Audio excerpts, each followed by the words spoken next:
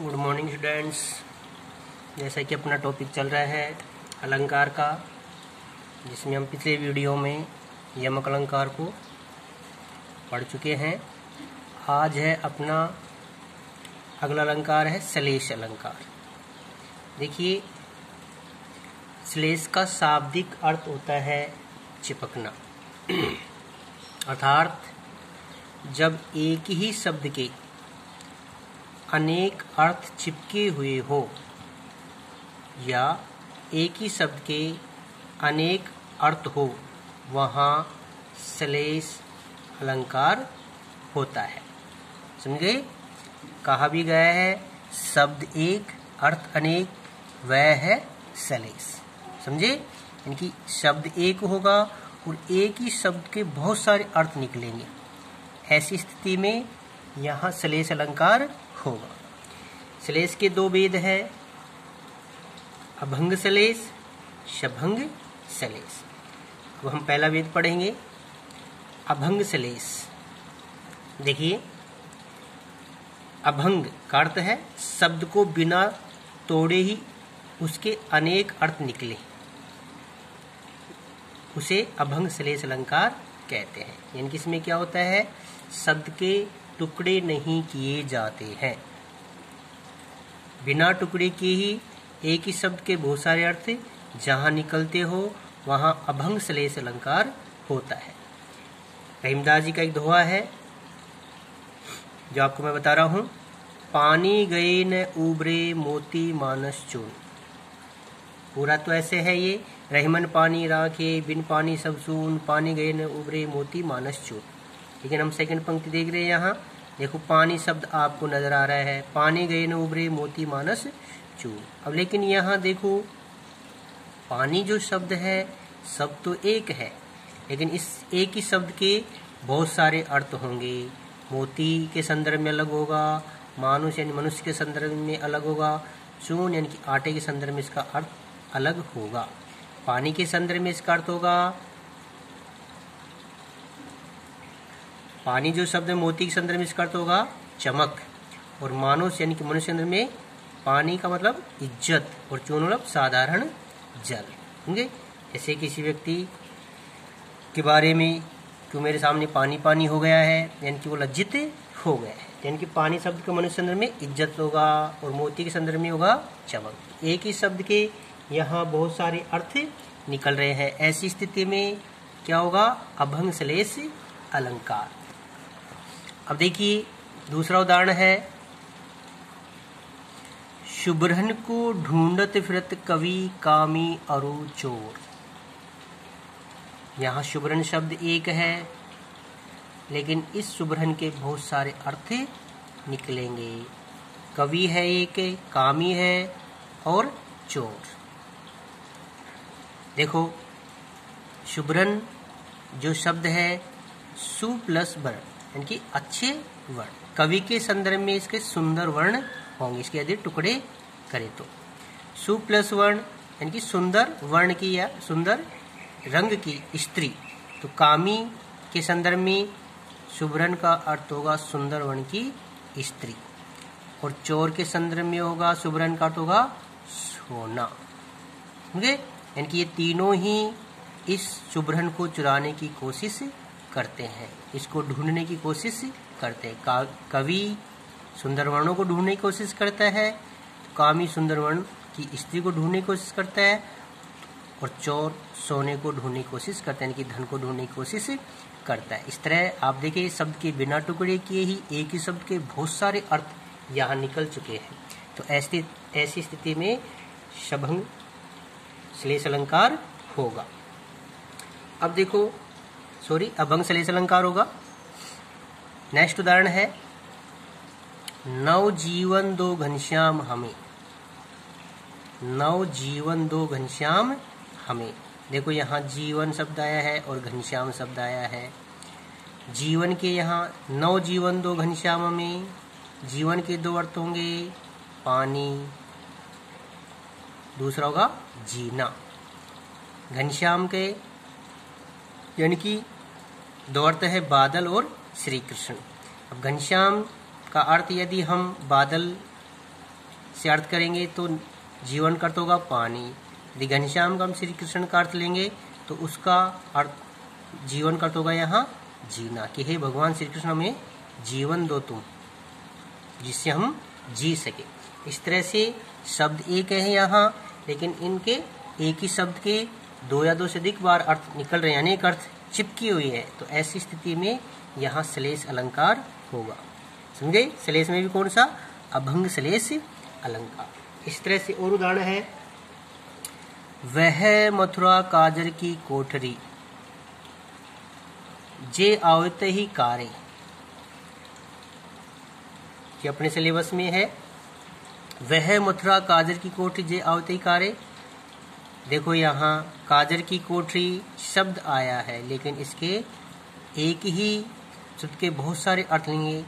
साधारण तो होगा काजल की कोठरी, दूसरा स्थान है यहाँ कलंकित करने वाला स्थान, तो यहाँ श्लेष अलंकार होगा। ध्यान रहे, शब्द शक्ति भी मैंने पढ़ाया था। कौन सी शब्द शक्ति होगी यहाँ? लक्षणा शब्द शक्ति। समझे? इस तरह से यहाँ अलग अलग अर्थ इसके निकले हैं। अब एक और अपने बिहारी का एक दोहा है, अजो तरियो ना ही रहो श्रुति सेवत इक रंग, नाक वास बेसरी रहो बसी मुक्तन के संग। देखो यहाँ तरियोना शब्द आया है। तरियोना के यहाँ एक ही शब्द के बहुत सारे अर्थ होंगे। तरियोना का अर्थ होता है कान का आभूषण, दूसरा है उद्धार करना, और तीसरा है उन्नति। इस तरह से श्रुति शब्द आया है। श्रुति का अर्थ है सुनना, तो श्रुति का एक अर्थ होगा कान, दूसरा है वेद शास्त्र, और तीसरा कान भरने वाला। तीसरा सेवत, शोभा बढ़ाना निष्ठा भाव से, दूसरा सेवा करना। एक रंग, एक रंग इसके बहुत सारे अर्थ हैं, जिस एक रंग में। दूसरा है अध्ययन करना, तीसरा है निरंतर। नाकवास, नाक पर पहना जाना, नाकवास नाक पर पहना जाने वाला एक आभूषण बेसरी नामक होता है। स्वर्ग, दूसरा है नाकवास, यानी कि स्वर्ग में स्थान या स्वर्ग की प्राप्ति।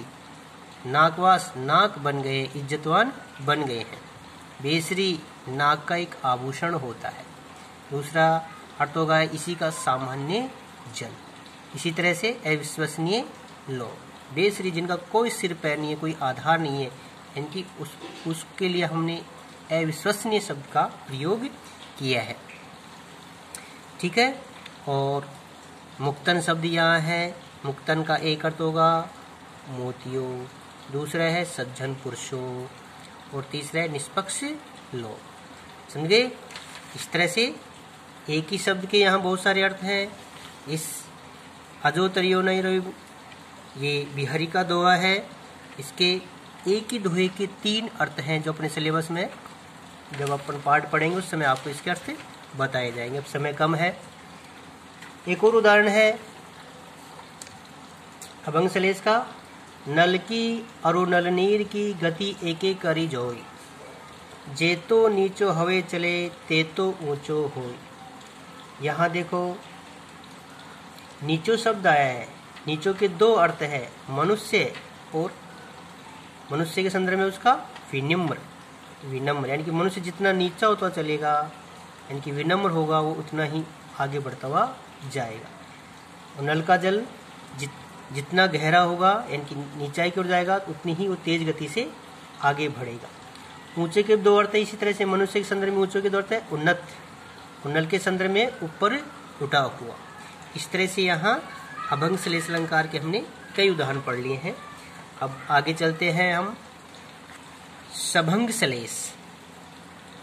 देखो टुकड़े हैं स धन भंग, शब्द के टुकड़े करने पर उसके अनेक अर्थ निकलते हो, वहाँ सभंग श्लेष अलंकार होता है। समझे? शब्द के टुकड़े करने पर, इसमें उस अभंग में तो क्या पढ़े थे, शब्द के टुकड़े नहीं करने पड़ते हैं, सीधी सरल सा है। और सभंग में क्या है, उसके टुकड़े करके हमें अर्थ निकालने पड़ेंगे। जहाँ शब्द के टुकड़े करके अनेक अर्थ निकलते हों, वहाँ सभंग श्लेष अलंकार होता है। जैसे विद्यार्थियों एग्जाम्पल है इसका, वर्ष भानु चा, ये एक शब्द है। देखिए इसके हम अलग अलग टुकड़े करेंगे तो इसके अलग अलग अर्थ जाएंगे। वर्ष भानुजा, वर्ष भानु प्लस जा, जा मतलब उत्पन्न होने वाला। वर्ष भानु से उत्पन्न होने वाली क्या है, कौन है? वर्ष भानु की पुत्री कौन है? राधा। समझे? टुकड़े करके इसके अलग अर्थ निकला है। तो ऐसी स्थिति में क्या होगा? शभंग श्लेष अलंकार। नेक्स्ट है, इसी शब्द के दोबारा टुकड़े करेंगे। वर्ष भानु जाई है, वर्षभ प्लस अनुजा। अनुजा का अर्थ पुत्री भी होता है, बहन भी होता है। वर्षभ का मतलब बैल, यानी कि बैल की बहन अर्थात गाय। तो एक अर्थ वर्ष भानुजा का अर्थ निकला राधा, एक अर्थ निकला गाय। समझ गए? एक ही शब्द के टुकड़े करके अलग अलग अर्थ जा रहे हैं, अनेक अर्थ निकल रहे हैं उसी से, तो वहां शभंग श्लेष अलंकार होगा। इसी तरह से है हलधर, हल को धारण करने वाला, अर्थात कौन है? बलराम। दूसरा है हलधर, हल को धारण कर खींचने वाला, वो है बैल। समझे? इसी तरह सुरानीक शब्द है यहाँ, सुर प्लस अनीक। सुर का अर्थ होता है देवता और अनीक होता है सेना, अर्थात क्या हुआ है? सुरानीक का एक अर्थ हुआ देवताओं की सेना। इसी तरह से इसके दूसरे तरीके से टुकड़ेंगे, सुरा प्लस अनेक। सुरा होता है शराब और नीक मतलब अच्छी, यानी कि अच्छी सराह। इस तरह से आपने पढ़ा है कि शब्द के यहाँ टुकड़े करके अलग अलग अर्थ निकाले गए हैं। तो ऐसी स्थिति में क्या होगा? शभंग श्लेष अलंकार। समझे?